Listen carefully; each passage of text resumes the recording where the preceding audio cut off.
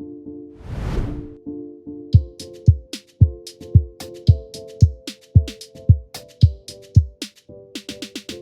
verset clé. Bonjour à tous, soyez bénis en Jésus et bienvenue pour cette nouvelle rubrique, mon verset clé.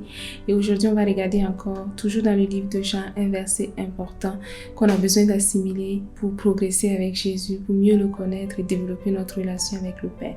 Donc, je vous propose aujourd'hui de lire avec moi Jean le chapitre 4 et on va lire les versets 23 et 24. Mais l'heure vient et c'est maintenant où les vrais adorateurs adoreront le Père en esprit et en vérité, car ce sont de tels adorateurs que le Père recherche. Verset 24. Dieu est esprit, et il faut que ceux qui l'adorent en esprit et en vérité. Je vais davantage me concentrer sur le verset 23, où on nous précise que les vrais adorateurs, ce sont ceux qui vont adorer le Père en esprit et en vérité. Ça veut dire quoi, adorer le Père en esprit?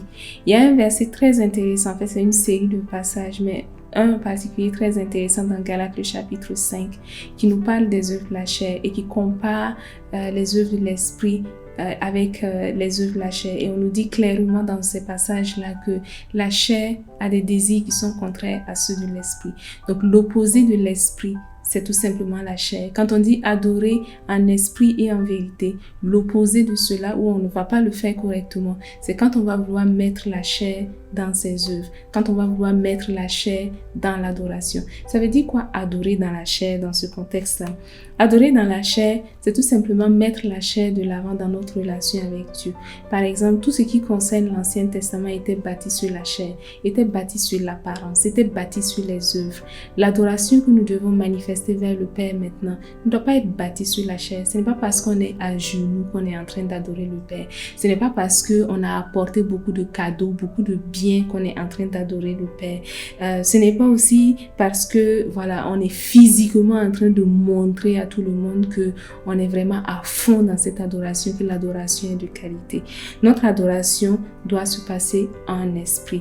Revenons encore un petit peu à l'Ancien Testament. Dans l'Ancien Testament, pour pouvoir adorer le Père, il fallait se mettre à genoux, il fallait apporter des sacrifices, voilà, il fallait vraiment le manifester de manière physique, de manière visible. Donc cela n'est plus nécessaire. Donc avec l'air que Jésus nous a apporté, ces adorations matérielles, ces adorations physiques ne sont plus ce que Dieu attend de nous. Au contraire, Dieu attend de nous qu'on l'adore en esprit et en vérité. Ça veut dire quoi, adorer le Père en esprit et en vérité? Il y a un verset très intéressant dans Romains, le chapitre 12, verset 1, qui va nous donner cet éclairage-là.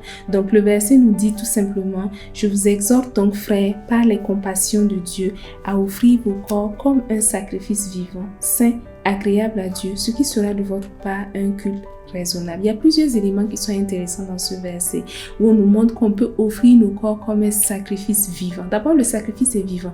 Dans l'Ancien Testament, on devait tuer le sacrifice pour pouvoir l'offrir à Dieu.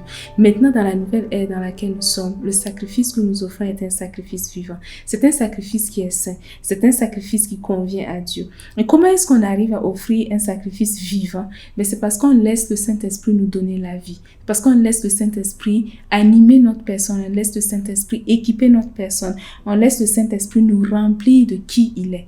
Et ainsi, on devient vivant pour Dieu. Et on peut à ce moment manifester les œuvres de l'Esprit. On peut à ce moment faire les œuvres de l'Esprit. Et on peut à ce moment se connecter à Dieu le Père qui est Esprit. On se détourne des œuvres de la chair. On se détourne des œuvres qui ne produisent aucun fruit, afin de porter des fruits en Jésus. Le fruit de la justice, par exemple. Afin de porter les nombreux fruits, le fruit de l'Esprit, le fruit de l'amour et beaucoup d'autres fruits excellents dont la Bible nous parle. Donc, pour conclure, je vous encourage donc à rechercher à adorer le Père par le Saint-Esprit et non par la chair et non par les œuvres. C'est ce que le Seigneur attend de nous aujourd'hui. Soyez bénis en Jésus.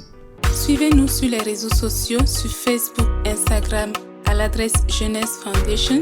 Visitez notre chaîne YouTube à l'adresse Jeunesse Foundation et visitez notre site web à l'adresse www.fondationjeunesse.org.